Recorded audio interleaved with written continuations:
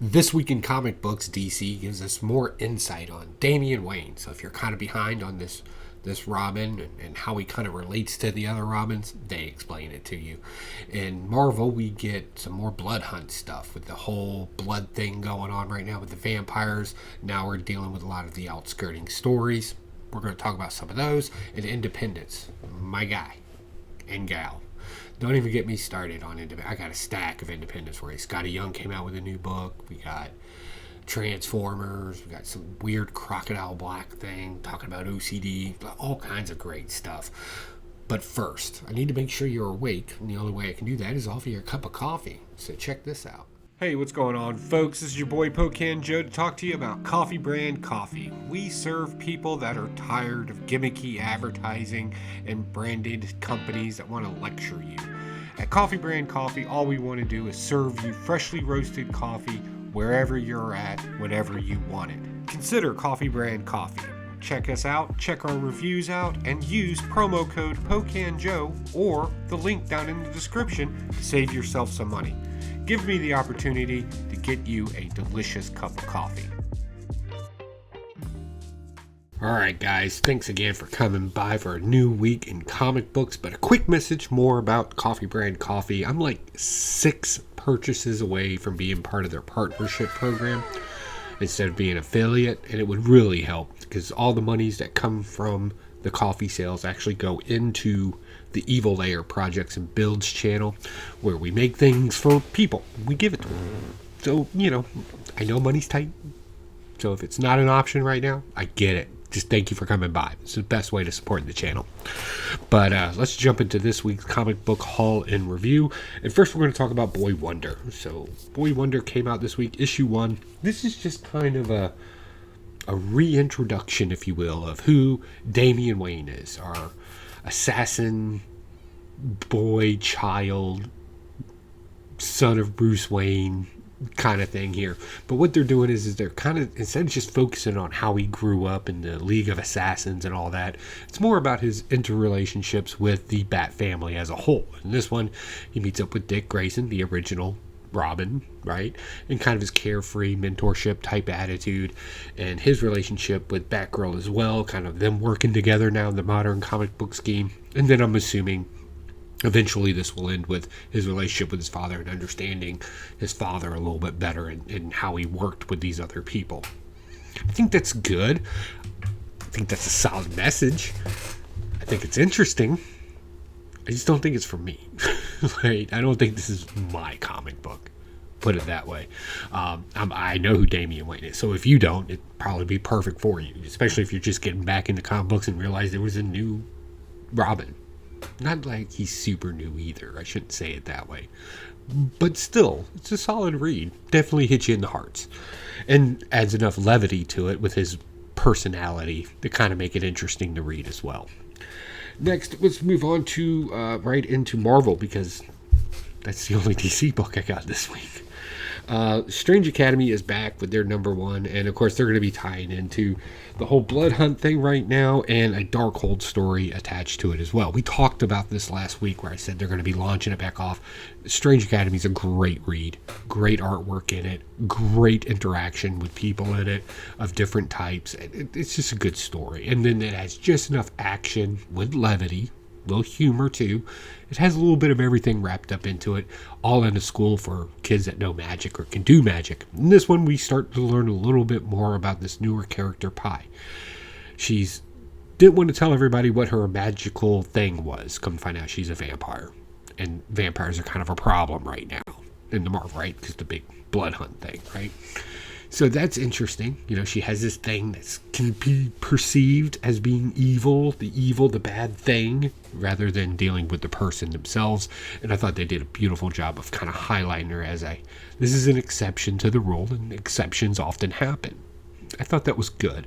The whole little ghost animal thing that hangs out with her, like that thing, I think it's called a Horcrux. It's not a Horcrux. Whatever the thing is from Harry Potter, where they see the ghost animals that are associated with them. She has kind of like one of those things. But other than that, it was a great story of the whole interaction together. And now that the Darkhold is an actual person, or an entity, we should say.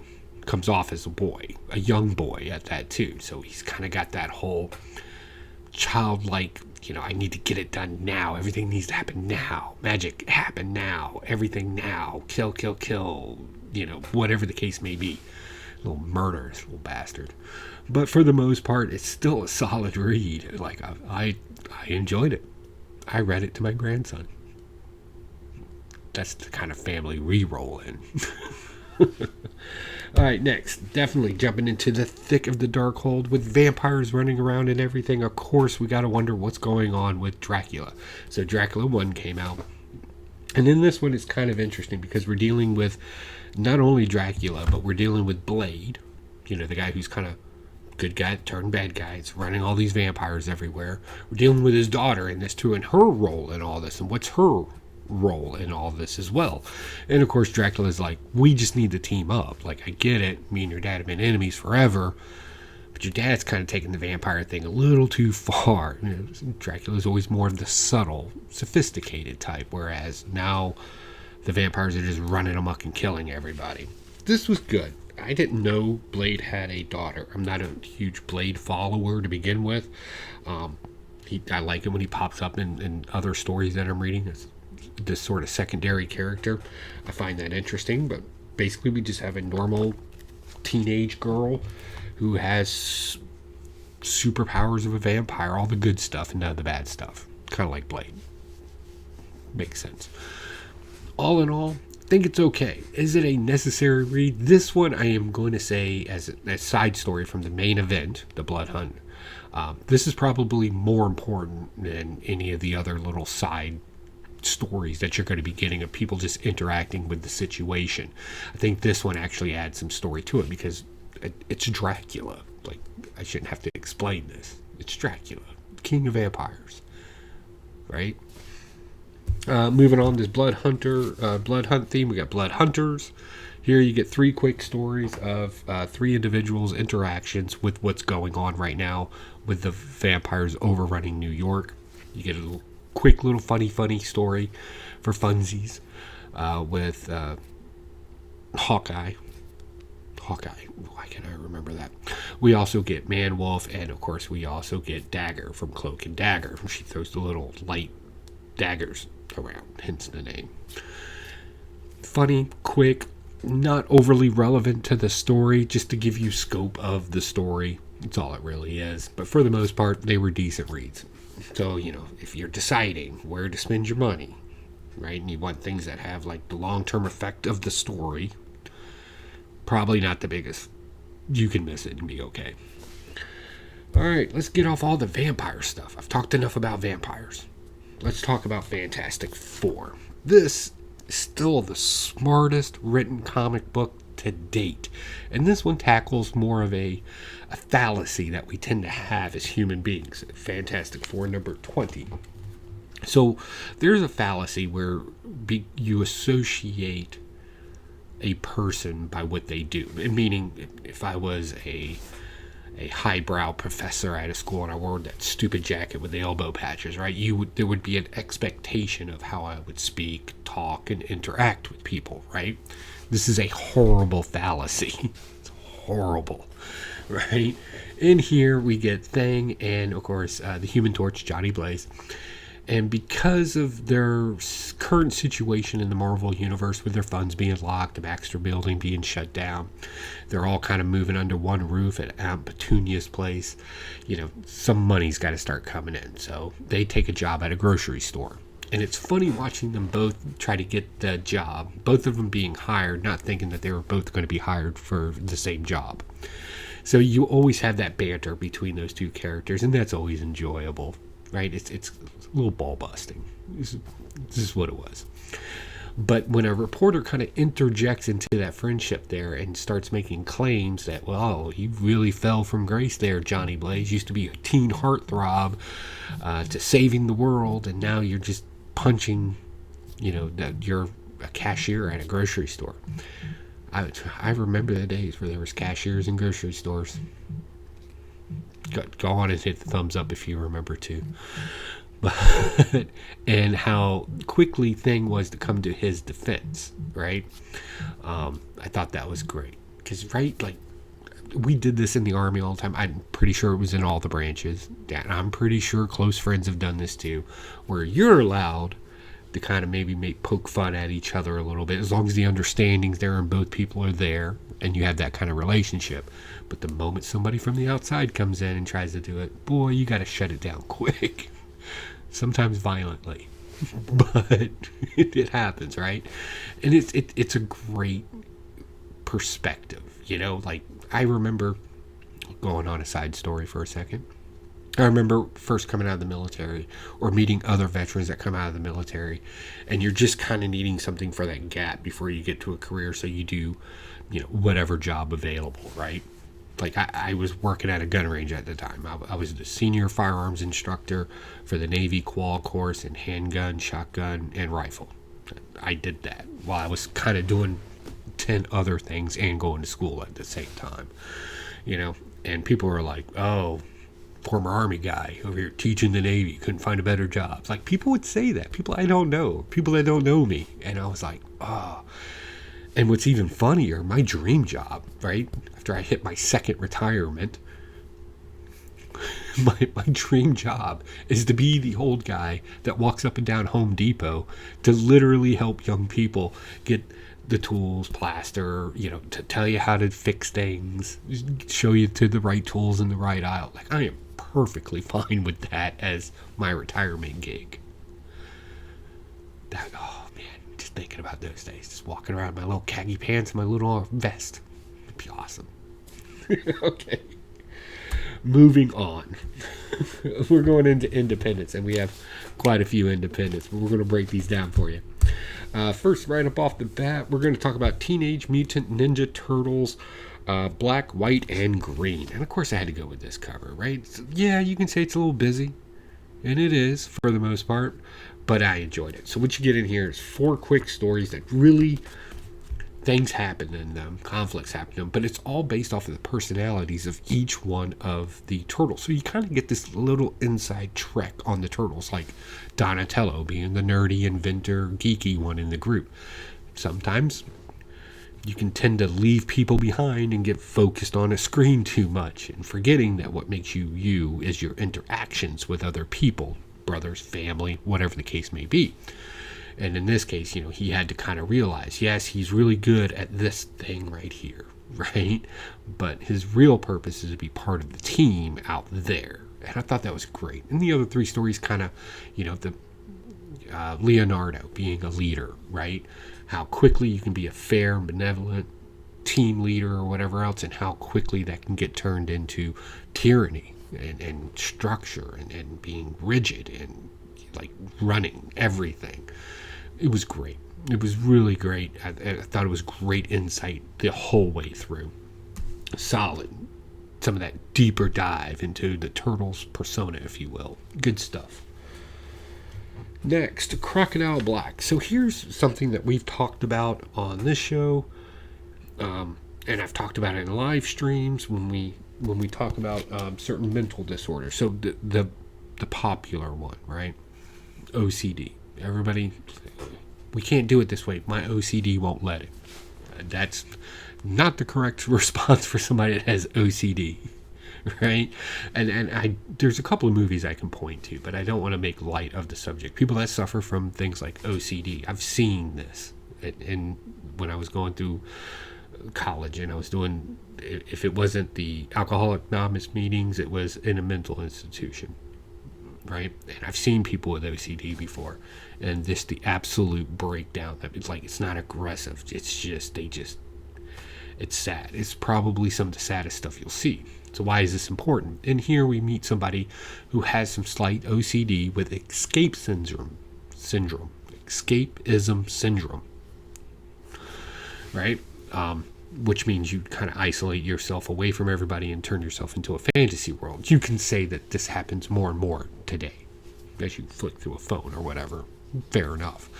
But when it's taken to the point where the lines between reality, right, and your fantasy world kind of start bleeding together, right? This is obviously a problem. So we have a character that has this in here, and of course it comes up, and kind of he's getting treatment for it. Something happened to a brother in it. They didn't quite explain it.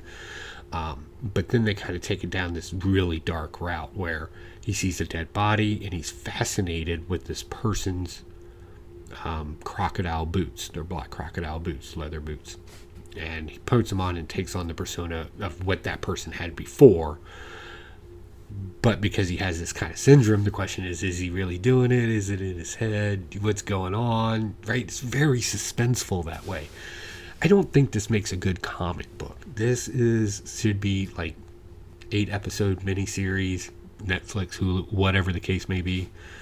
With FX, they do dark stuff all the time, right? Something along those lines. Although I did find this interesting, I want to see more of the characteristics, and the only way that can really convey through is, of course, to watch it. So great, but more script than comic book.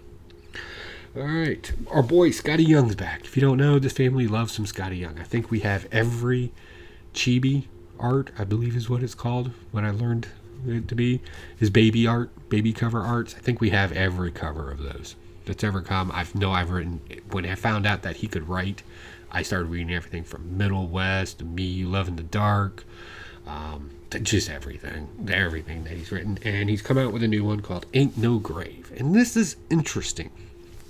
Done in the same artwork as Middle West, if you remember that book. If you don't, it's fantastic. But we're kind of dealing with a spaghetti western type story here, where we have a female who was a bandit at one time, right? Gunslinger, if you will. And we're kind of using that western trope, but we're kind of making it supernatural at the same time, where she finds the life with the child, the lover. They're having a great life, and then all of a sudden she gets, I'm assuming it's whooping cough or something along those lines, where she's dying.